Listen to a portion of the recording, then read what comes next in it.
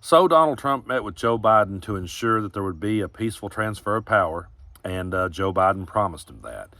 I'm not going to show you any clips from it because, like I've said, I don't really want to show clips of Trump. And to be dead honest with you, it's pretty disheartening to watch. I thought about showing some clips from it, but it's too disheartening to watch for me. So if you guys want to see it, you can go check it out. But Joe Biden ensured that Donald Trump would have a peaceful transfer of power. Now, I've seen a lot of people saying, how can he sit there and be so chummy now? And it looks as though, they're buddies. And I can understand why someone would feel that way because I've felt that way before. I followed politics my whole life, and I remember watching the Bushes and the Clintons go at it. And I was on the side with the Clintons. And then one day I heard George W. Bush sitting beside Bill Clinton say that Bill was the brother he never had. And, I've heard Bill Clinton say things like that, H.W. Bush was the dad he never had. And things like that can make you start to lose faith and go, well, are both sides the same? Is it all, rigged against us? You can't help but feel that way when you see politicians go at each other's throat on the campaign trail and then sit down together and be peaceful. But I think what Joe Biden is doing here is he's showing us how to take the high road. I don't think that this means that Joe Biden agrees with Donald Trump on anything. And I think he does see what's ahead of us and what could potentially lie ahead. But he respects the peaceful transfer of power. He respects our system. And he's going to ensure Donald Trump of that. He's going to take the high road and give Donald Trump the one thing that Donald Trump never gave him. And that's why it's so disheartening for me to watch, and that's why I didn't want to roll the clips. Because from Election Day of 2020 up until Joe Biden laid his hand on the Bible and took the oath, we didn't know if Donald Trump was going to leave or not. We had to spend those months watching him go out of his way to try to overturn an election and throw away our votes. And I've had a whole lot of people reach out to me. I've had countless emails, and I want to address this. I've had so many emails that there's no way I could possibly respond to all of them. I apologize in advance for that. I never dreamed I would get so many emails at one time, but I have.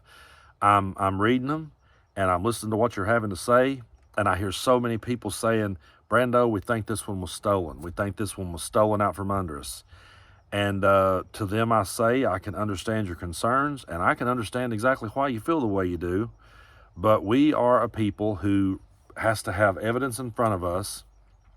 We have to have the facts before we present cases. We don't just create hysteria out of thin air the way MAGA does.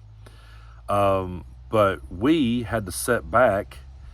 So what I was going to say, we're not out to steal their votes away from them like they were us back in 2020. So they will never know what it was like to be us back in 2020 and have to sit there and wait all the way till January 20th to see if Trump was actually going to leave or not. And they will never know what it feels like to sit back and watch their capital be attacked. They will never know what it feels like to see the Capitol being attacked and people trying to take away their vote. They'll never know what that's like because Joe Biden took the high road. I respect Joe Biden for taking the high road. I respect him for doing so, but I have a hard time watching it because I feel as though he's handing over the reins to a dictator. And while we are ensuring Donald Trump a peaceful transfer of power, what I would like to hear from him would be a peaceful presidency. I would like to hear his promise of a peaceful presidency. I would like to hear his promise of working with all Americans and working for the ones that voted against him. Because I've said here on the channel that I truly feel this way, and nothing he's said yet has convinced me otherwise. I truly feel this way, that on January 20th, we will have a president who does not care about us and who won't be working for us and who's going to be working against so many of our loved ones.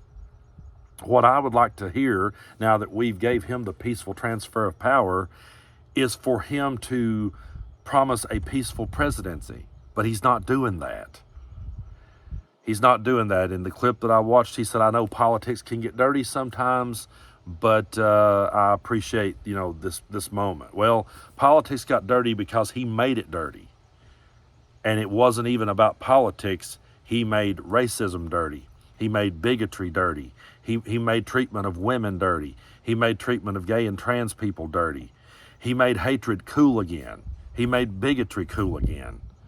And you got people out there now feeling so empowered to do anything they want to do and thump their chest. I woke up this morning to a direct threat. Sat there and read it. Said to myself, ain't nothing I can do about it. Not a thing. It'd be completely different if the roles was reversed. If I said one thing that someone misinterpreted the wrong way, I would probably get a knock on my door. But they can say anything they want to any of us now because they feel empowered to. And so while I respect Joe Biden and I respect our Democratic leaders for respecting the system, I can't respect Donald Trump for his blatant disrespect of the system. The fact that he's never one time tried to bring anyone together. He's never one time tried to reach across the aisle. Now he wants to shake Joe Biden's hand all of a sudden. Now he wants to thank him. It's too little too late. It's unforgivable to me. This isn't something that I can just sweep under the rug and say, okay, no problem. Yeah, you won, no problem. We'll forget all about that. I can't forget all about the things that he did leading up to this moment. And I can't get out of my head all the things that he's promising to do. And when he says things like he wants to turn the American military on people that disagree with him, when I say that to friends who voted for him, I say, hey, he'd like to turn the military on me. Oh, Brando, you're being hyperbolic. I don't think he would ever do that. But I never hear them say, Brando, we would never allow that to happen to you. I've never heard them say, we respect your right to disagree with us. We respect your right to speak out against our leader. I've never heard them say that. I've just heard them tell me I was being hyperbolic and I was being, I was just trying to stir the pot. But they've never said we wouldn't let that happen. They've never said that. And so I can't help but wonder going forward what's going to happen in this country. I can't help but wonder where we're going to end up. And they got a peaceful transfer of power. We never got that. And they'll never know what it feels like to have never got that. They'll never know what it feels like to sit from election day till the minute Trump lays his hand on the Bible, wondering if Biden's going to leave, wondering if we're going to try to invade the Capitol and beat police officers over the head.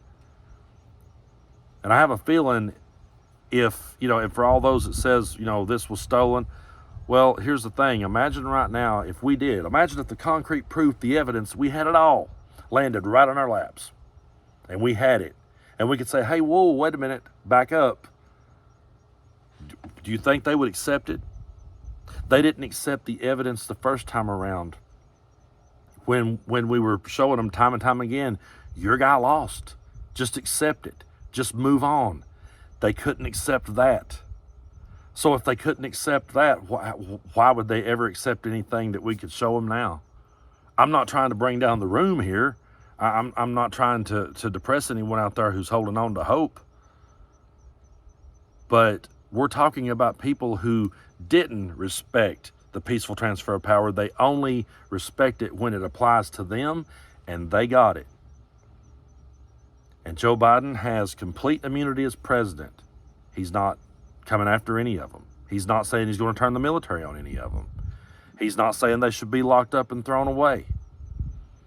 He's not doing any of the things that Donald Trump is saying he's going to do on day one.